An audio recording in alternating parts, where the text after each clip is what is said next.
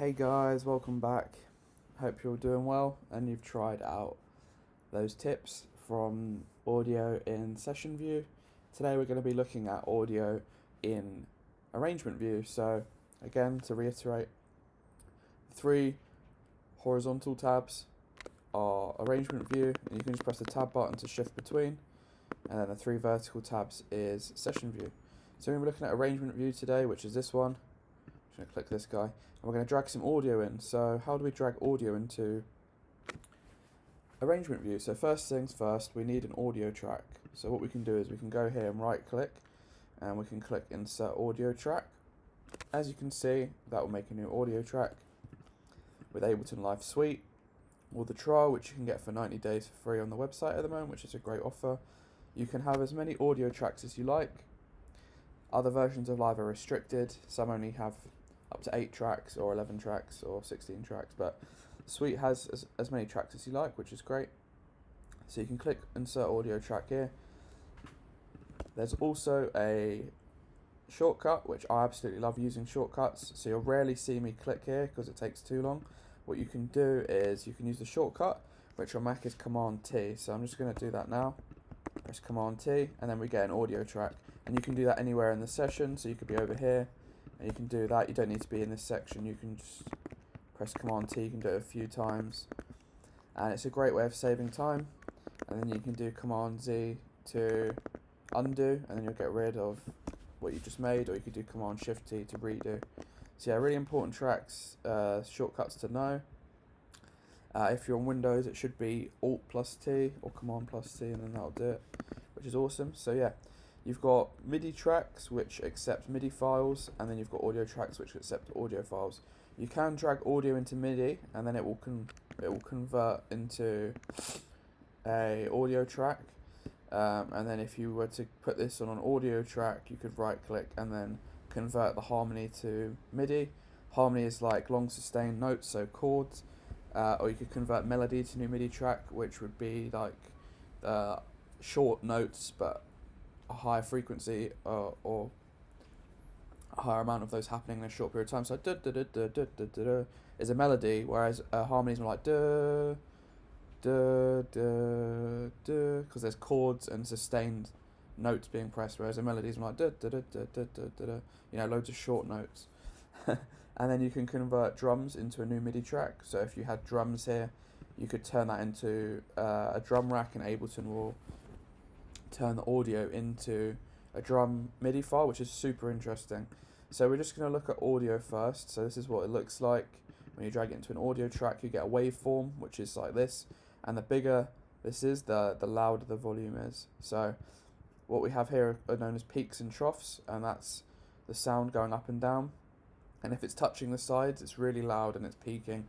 But you can see here there's some space between the waveform and the top of the clip, which shows that it's loud, but it's not too loud. So if we press play on it, Ableton's just going to read that and play the audio back to us, which is super cool. Now, if we were to double click on the top section of this tab, we now get this audio view where we can set warp markers and stretch out this sound, which we'll look at later, and do all sorts of stuff. So with audio, we can transpose, which means changing the pitch of the audio. So we can just turn it up semitones, which will change the pitch up, which is really interesting, or we can change the pitch down, make it lower pitched.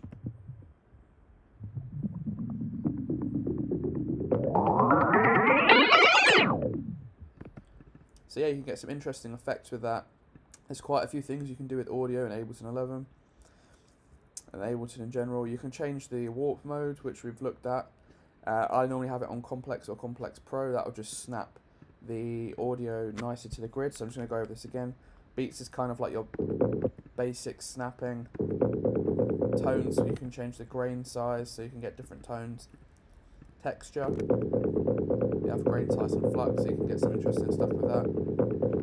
Then repitch, so if this was like a faster BPM, it would repitch the audio.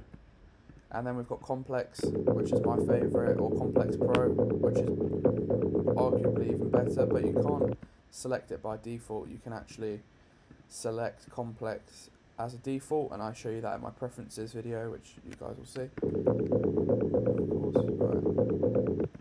And then if I click this line, we get the envelopes window open up. So this is kind of more complex stuff where we can do some cool things.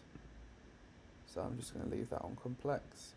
And then if I change this to mixer, we can actually automate the track panning or track volume or reverb or delay. And then you can also do transposition, which is probably my favorite thing to do in the clips window. So you click envelopes, then clips, then transposition, and that means that you can transpose this audio up and down to change the pitch over time. So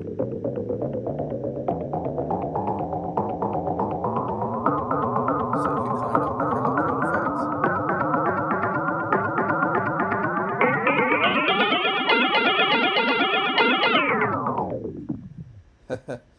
And as you can see, the audio follows this line, and then it goes up in pitch because we're automating that. And it goes up 16 semitones, 21, and 36, and it goes down. And you can just control it with your mouse. So I'm going to show you that again. I'm going to do Command Z and just undo. So as you can see, you get this blue line comes across 0 semitones, and that is the bass note of the audio clip. So what you can do is, if you start to click, when you're left clicking, you're going to get these dots appear, and then you can start to drag the dots up and down, and then we can get shapes and change the pitch over time.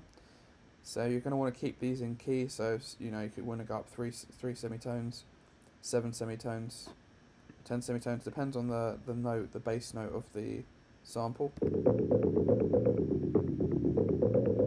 You can get kind of interesting effects with this.